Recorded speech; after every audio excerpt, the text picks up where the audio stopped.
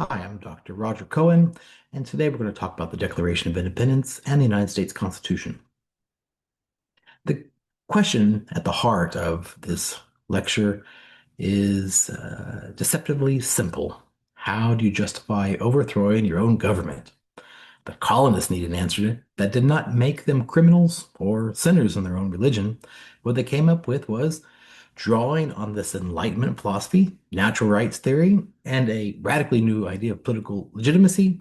It changed the world. So today we're going to look at where did American political culture come from, the colonial foundation, the social contract theory by Hobbes and Locke, the natural law and why it mattered to our founders, the Declaration of Independence as a political document, the Articles of Confederation and why they failed, the Constitutional Convention and its compromises, and the core principles of our U.S. Constitution. I'm hoping that we learn 6 key objectives.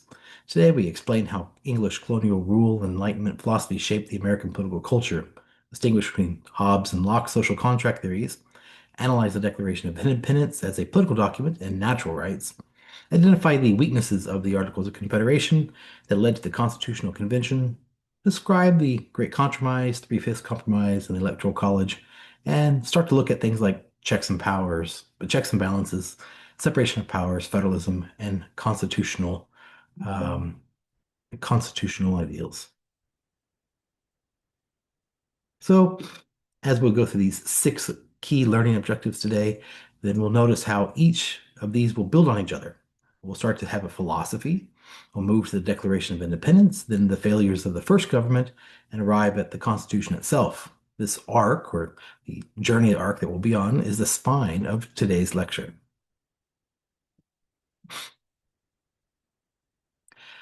The roots of our U.S. political culture go back to our colonial situation. Let's start at the beginning. Before there was a United States, there were 13 English colonies. These colonies had a very specific relationship with England, one built around a concept called mercantilism. Under mercantilism, England provided the colonies with protection and the cost of settlement. In return, the colonies sent raw materials and trade profits back to its mother country. The colonists were locked out of the profitable international markets that England dominated. They were essentially a captive economic resource for the mother country. So this brought us to this idea was, is there a divine right of kings? Here's the political problem. The ultimate authority in colonial America was that the British monarchy, and the monarchy based its legitimacy over American rule on the divine right of kings. This idea is that the king rules because God placed him there. He is God's representative on earth. This is not just a political claim, it was a theological one. If you rebel against the king, you are not just breaking a law, you are sinning against God. And the colonists needed a counter narrative, something, a different theory, or something that brought them political legitimacy. If they wanted their own revolution to be morally defensible, they needed to come up with this answer. So the solution was the social contract theory. The counter narrative claim came from the Enlightenment philosophy, specifically from the social contract tradition. The core idea was that political power does not come from God, it comes from the people, and that citizens agree collectively to surrender some freedoms to government in exchange for protection. The government's legitimacy then rests on the agreement. If the government fails to uphold its end, well, the contract is void.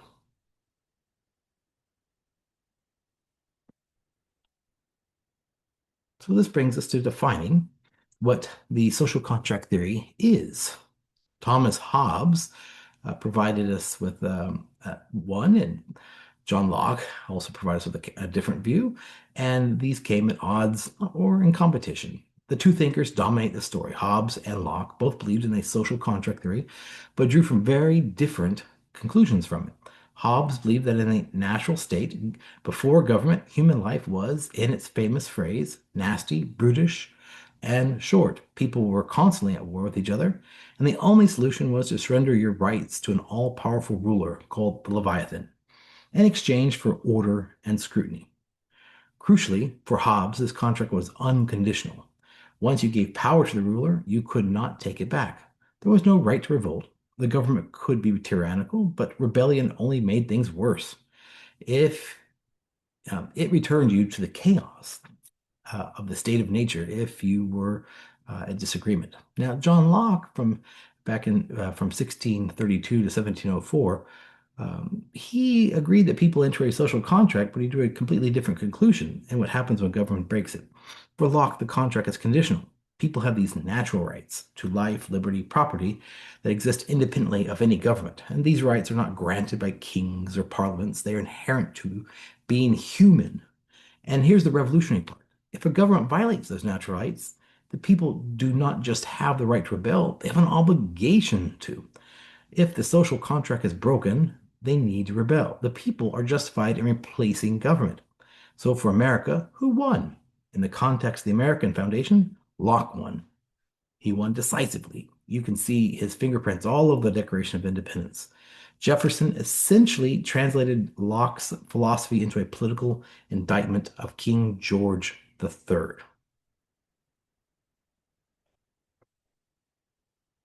So, natural law and its role. There are three types of law. And to understand why Locke's argument was so powerful, we need to understand natural law and how it differs from two other types of law the founders were thinking about. Natural law is the universal moral truths discoverable through reason alone. These apply to all people, everywhere, at all times, regardless of culture, tradition, or government. You do not need scripture or royal decree to discover natural law. Human reason is enough. Then the second one is positive law. These laws are created by specific societies, reflecting their particular culture and history. These vary from place to place and time to time. Traffic laws, tax codes, property regulations, these are all positive law. Then there's divine law. These are laws revealed by God through scripture or prophets. It applies specifically to those who received that revelation. For Locke, biblical law was not universal, it was specific to believers. So, why natural law changed everything is the question. So here's the genius of grounding the American foundation in natural law. It made the argument universal. The colonists were not just saying, we do not like how England is treating us. They were saying, what England is doing violates rights that every human being has. Thus, rights that no king can rightfully take away. That is a much more powerful claim. It is not a local grievance. It is a statement about the nature of legitimate government. Full stop. It also solved the divine right problem. You see, natural law is discoverable by reason. You don't need God's special revelation to access it. The colonists could argue their case in a universal audience, not just to fellow Christians. So this brings us then to the discussion of the Declaration of Independence. It's a political document, not just a symbol. We all know the Declaration of Independence. Most of us can recite the opening lines, but it is easy to forget that this was a working political document, a formal legal argument, not just inspirational rhetoric. For Thomas Jefferson and Locke, the founders chose they chose Thomas Jefferson to draft the Declaration, and he drew heavily from John Locke's two treatises of government. The famous phrase, life, liberty, and the pursuit of happiness, is a modified version of John Locke's life, liberty, and property. Jefferson changed property to pursuit of happiness, but the framework is entirely Lockean. So, what did the Declaration of actually argue? Well, it made three distinct arguments. One, that there are universal, self-evident truths about human equality and natural rights. These are not granted by governments, they are inherent. That governments are created by the people to protect these rights. A government's legitimacy depends entirely on the consent of the governed. And when a government systematically violates these rights, as King George has done, the people have not only have just the right, but the obligation to abolish it and build a new one. Thus, we have the modern concept of citizenship. The Declaration helped create the modern distinction between a citizen and a subject. A subject exists to serve the state. A citizen is a rights-bearing individual who grants the state its authority. That distinction was radical in 1776, is now so fundamental to modern democracy that we rarely stop to think about it. So, what was our first attempt? Our first attempt that failed was the Articles of Confederation. The first constitution after our independence, the founders had to build a government. Their first attempt, called the Articles of Confederation, was ratified in 1781. It was shaped entirely by their fear of what they had just escaped. They lived under a powerful central government that taxed them without representation, stationed troops in their homes, and overrode local laws. Last thing they wanted was to create another one, so the Articles deliberately created the weakest possible national government. The states saw themselves as sovereign, independent republics in a loose alliance, and they called it a firm league of friendship. There were four critical weaknesses, though. No power to tax citizens, so Congress could not request money from states. States routinely refused, leaving the national government broke and unable to pay Revolutionary War debts. No power to draft soldiers, so they had a weak national military, and it was nearly impossible to build or maintain. Foreign powers noticed this weakness almost immediately. There was no regulation of interstate commerce, so each state set its own trade rules. The result, tariffs between states even, and currency conflicts and economic chaos. And there was no unified currency. States issued their own money. You might need a wheelbarrow of New Hampshire dollars to buy bread in Virginia. So, what was the breaking point? It was Shays' Rebellion. In 1776, debt-buried farmers in western Massachusetts rose up in armed rebellion. They shut down courthouses to prevent debt collection. The national government was completely powerless to respond. This was the moment, a meeting in Annapolis to lead a call for constitutional convention.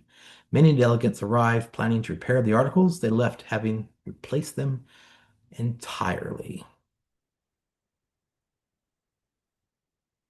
So the Constitutional Convention of 1787 was in Philadelphia in the summer.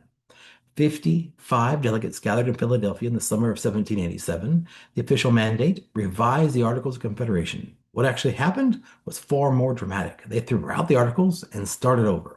The convention dominated by two opposing factions, each one not just political philosophies, but real economic and geographic interests.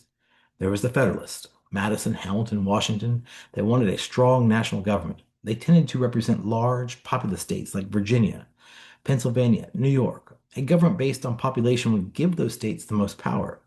Their proposal, the Virginia Plan, it called for a two-chamber legislature where both chambers were apportioned by state population. Big states would dominate in both. The Anti-Federalists were not simply opposed to good government. They had genuine, principled fears about concentrated power. They had just fought a war against a powerful central government, and they had practical concerns. Small states like New Jersey and Delaware knew that in a population-based system, they would be permanently outvoted and irrelevant. So, New Jersey planned a single chamber where every state, large or small, cast one vote. The convention was completely deadlocked without compromise, and there would be no constitution. So, what came of it? The compromises that built the Constitution. The solution was proposed by Connecticut's delegation. The deal: the House of Representatives would have seats allowed by population. Large states get more votes, directly representing the people. The Senate, two per state, regardless of size. Every state is equal and protects small states from being steamrolled. Madison called it great, somewhat reluctantly, and the Federalists gave up more than they planned. Without it, the Constitution dies in Philadelphia. So in the end, the Federalists got far more than they bargained for, a national government dramatically stronger than the Articles. But there was this problem called the Three-Fifths Compromise. This is perhaps the most troubling legacy of the Foundation. Southern states wanted enslaved people counted in the population for congressional representation. More people counted means more House seats. Northern states objected. If enslaved people could not vote, why should they boost their Southern representation? The compromise: each enslaved person would count as three-fifths of a free person when calculating representation. This was a mathematically precise embedding of inequality into the founding document. It gave the South disproportionate power in Congress for generations. And we cannot gloss over this part of history. Also, what came from this? The Electoral College. Southern states also blocked a direct popular vote for president. In a pure popular vote, the larger free populations in the North states might dominate. The Electoral College solution: each state's electors equals its total congressional delegation. House seats plus two Senate seats. This gave smaller and southern states more presidential influence in the election than raw population would have allowed. It's a system that we still use today. It remains one of the most contested features of our Constitution and our democracy that we hold still to this day. So, what are some basic constitutional principles? Madison's core insight. James Madison is called the father of the Constitution for good reason. His foundational insight: do not design a government for ideal humans. Design it for actual humans, self-interested, ambitious, prone to abusing power. Instead of relying on virtuous leaders, Madison wanted a system where the structure would produce good outcomes. So, from Federalist 51, ambition must be made to counteract ambition. There was a separation of powers put into this.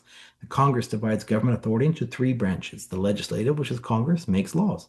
The executive branch, president, enforces the laws. The judicial branch, courts, interprets the laws. Each branch has independent constitutional authority. No single person or institution controls all three. This is the vertical division of government.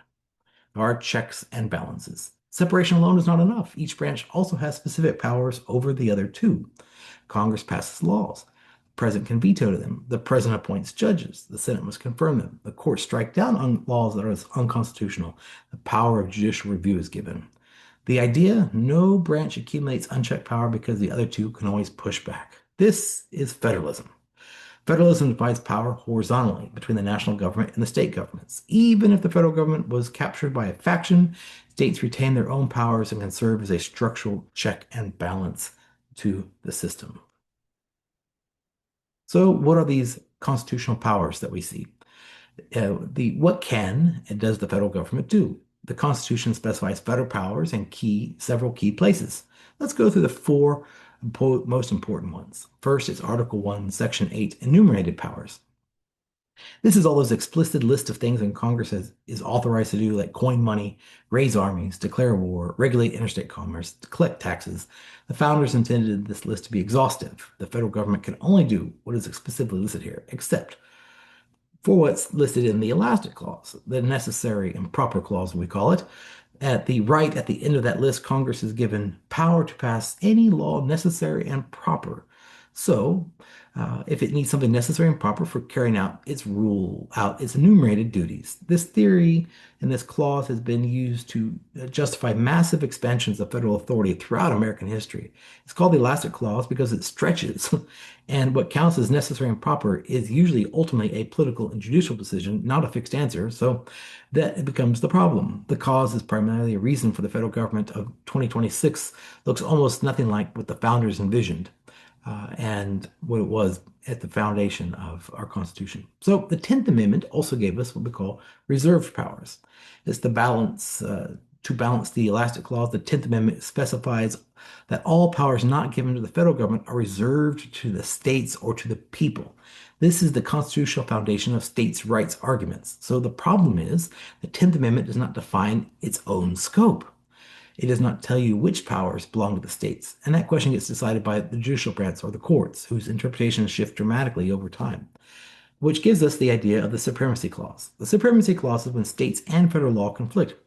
Federal law will always win in those conflictions. The Constitution is the supreme law of the land. This is always clear. And what counts as a conflict and what the federal government is actually authorized to do is usually what gets contested when in court. So I want to leave you with a few key terms today that are important for you to remember. The social contract, natural rights, natural law, great compromise, Articles of Confederation, Three-Fifths Compromise, Electoral College, the elastic clause, reserve powers, and the supremacy clause. I'd like to thank you for tuning in to today's lecture, and until we come together again, I am still your professor, Dr. Cohen.